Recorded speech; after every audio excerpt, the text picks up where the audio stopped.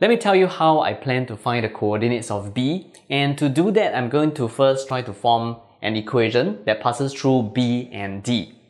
I need a point that is on B and D, and that point is going to be this midpoint over here, because what we have is a rhombus. So this is the midpoint of AC, and this is actually also the midpoint of BD, which means that the coordinates of M is going to be equal to minus 2 plus 10 divided by 2 and 2 plus 8 divided by 2.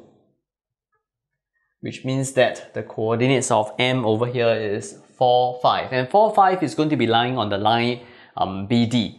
And the next thing that I need is the gradient of BD. And I can see that BD is perpendicular to AC. So I'm going to first find the gradient of AC.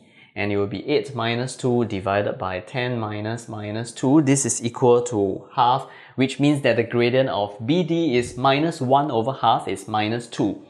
So the equation of a line that passes through BD will be y minus 5 is equal to the gradient, which is minus 2. Minus 2 is obtained from negative 1 divided by the gradient of AC of x minus 4.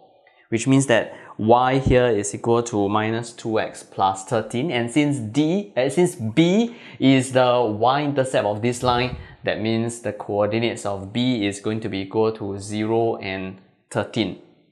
As for point D, I'm going to make use of the fact that M is the midpoint of B and D. And if I were to let the coordinates of D be, let's say, AB, that means A plus the x coordinate of B, which is 0, divided by 2 is going to be the x coordinates of M, which is 4. So A over here is going to be equal to 8. And B plus the y coordinates of 13 divided by 2 is going to be the y coordinates of M, which is 5. This tells me that B over here is equal to minus 3.